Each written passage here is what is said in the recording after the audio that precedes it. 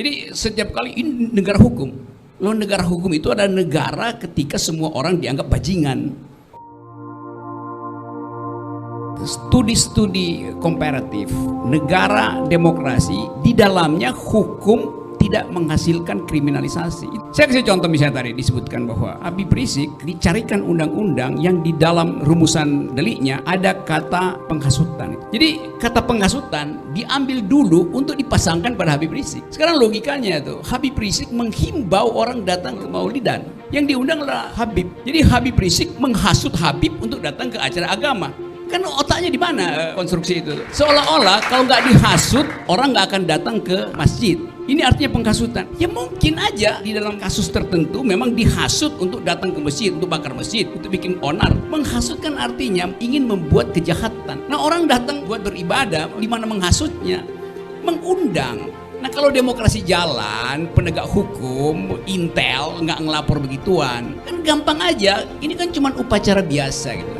Prinsip equality before the law, bukan semua orang sama di depan hukum, tetapi hukum harus sama diakses oleh orang yang berbeda. Orangnya memang berbeda. Tentu kedudukan saya sebagai warga negara berbeda dengan yang punya pulau reklamasi.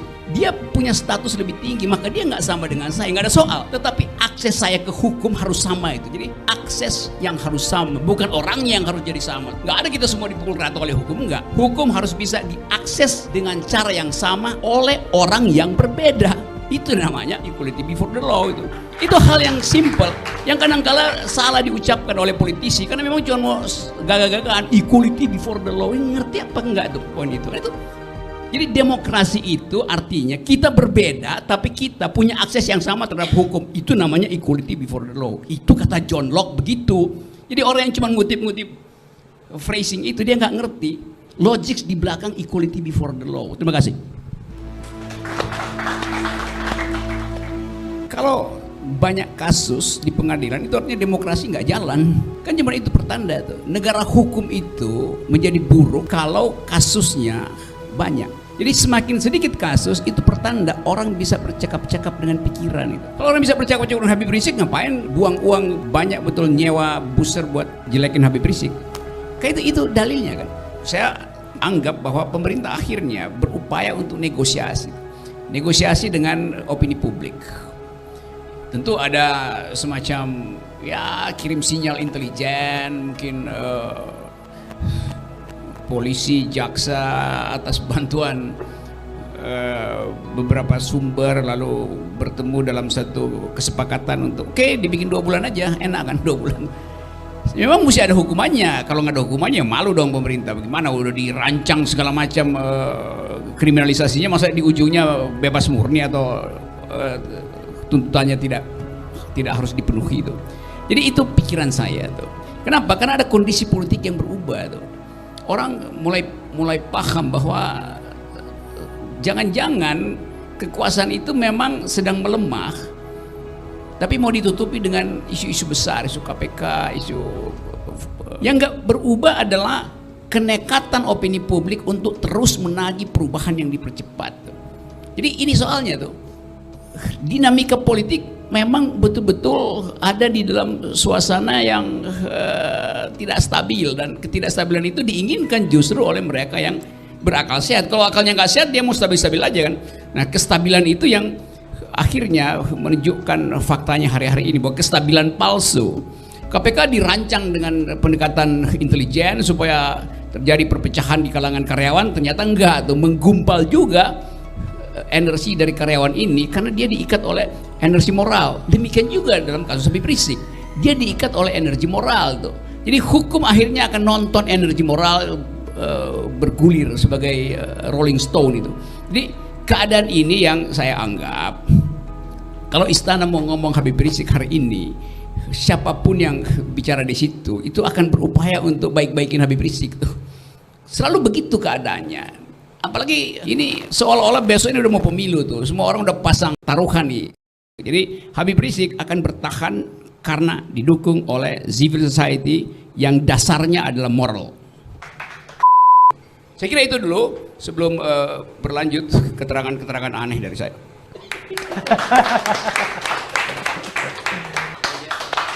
Jelas rekod ya. Oke, saya cari akal dulu ya.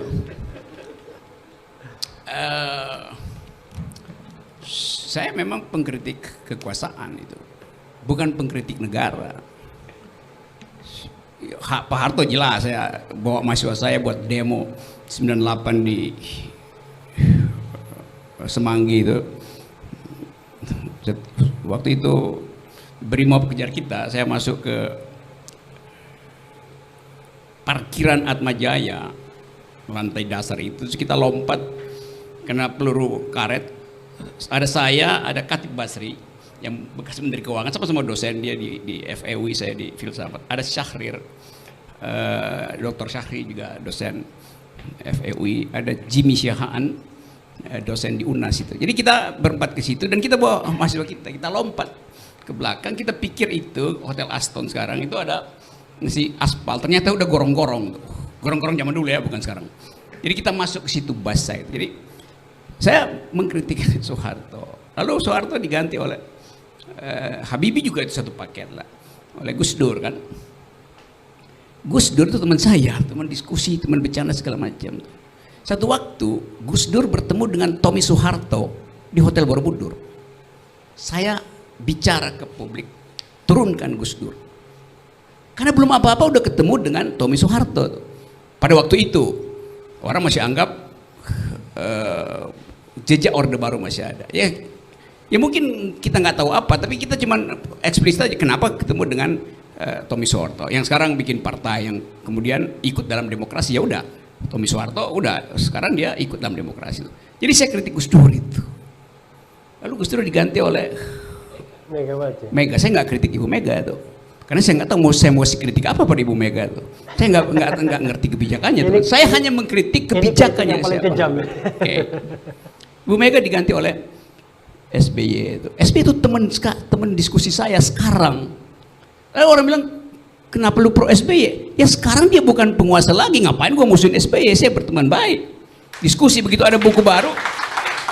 Pak SBY itu begitu ada buku baru tentang global politics, dia pasti undang saya, kita diskusi itu. Sekarang, dulu saya kritik waktu SBY jadi presiden itu. Saya kasih pidato kebudayaan di Taman Ismail Marzuki hanya untuk menghajar SBY itu. Itu Pak Kapitra. SBY diganti oleh Jokowi.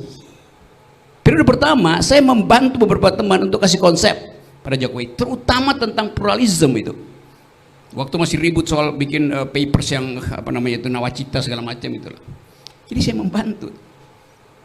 Apakah saya mengkritik PDIP? 4 tahun saya mengajar di Megawati Institute tentang pikiran bangsa itu, di proklamasi itu.